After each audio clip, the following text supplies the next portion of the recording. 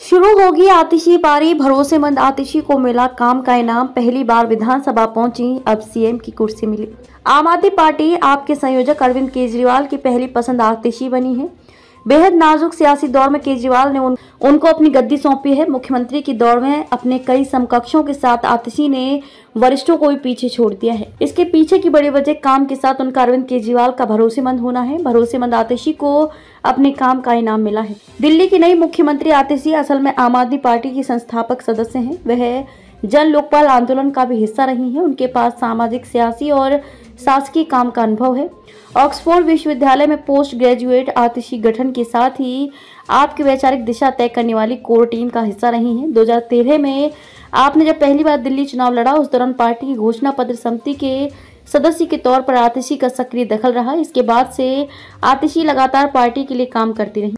संगठन तैयार करने के साथ पार्टी की मिशन विस्तार मुहिम में भी सक्रिय रही। दिल्ली सरकार का हिस्सा बनने से पहले आतिशी ने पूर्व उप मुख्यमंत्री मनीष सिसोदिया की सलाहकार के तौर पर बखूबी अपनी जिम्मेदारी निभाई। शिक्षा के क्षेत्र में सुधारों के पीछे की दिमागी कसरत का काम आतिशी ने ही किया था। मनीष सिसोदिया के शिक्षा मंत्री रहते शिक्षा क्षेत्र में कई अहम काम किए थे और मनीष सिसोदिया की गैर मौजूदगी में शिक्षा विभाग भी संभाला।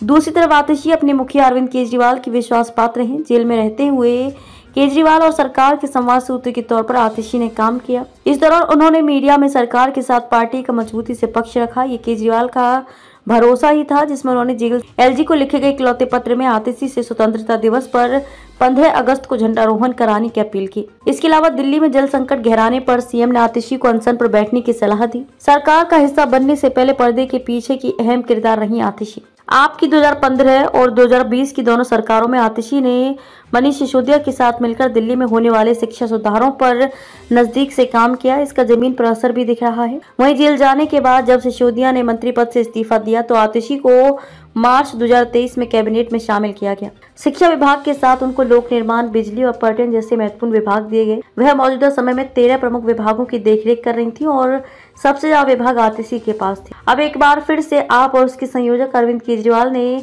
आतिशी पर भरोसा जताया और इस्तीफा देने के साथ आतिशी को मुख्यमंत्री की अपनी गद्दी सौंप दी। पहले चुनाव में मिली हार, दूसरे में मिली जीत, बनी मुख्यमंत्री। आतिशी पहली बार 2019 में चुनावी मैदान में उतरी। लोकसभा चुनाव में आपने इनको पूर्वी दिल्ली से प्रत्याशी बनाया था, लेकिन भाजपा के गौतम गंभीर से हार का सामना करना पड़ा। इसके बाद दोबारा 2020 में दिल्ली चुनाव में पार्टी ने कालकाजी विधानसभा क्षेत्र से चुनावी मैदान में उतारा। वह जीतकर विधानसभा पहुंचने में कामयाब रही। हालांकि केजरीवाल की कैबिनेट में उनके साथ दूसरी किसी भी महिला को जगह नहीं मिल सकी थी। यह वह चुनाव था जब आम आदमी पार्टी को 70 में से 62 विधानसभा सीटों पर जीत मिली थी।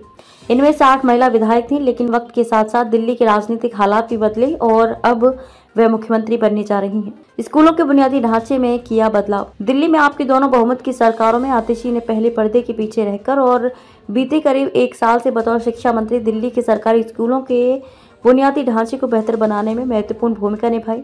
स्कूलों को सुधारने के लिए उन्होंने शिक्षा विभाग के साथ मिलकर प्लान तैयार किया। दिल्ली के सरकारी स्कूलों को देश के सर्वश्रेष्ठ स्कूल बनाने के लिए शिक्षकों की ट्रेनिंग, अतिरिक्त कमरे सहित दूसरी परियोजना को पूरा करने का काम किया। साल 2022 में आतिशी ने न्यूयॉर्क में UNGA को संबोधित किया। इसमें दिल्ली को शहरी शासन के लिए एक वैश्विक मॉडल के रूप में उजागर किया।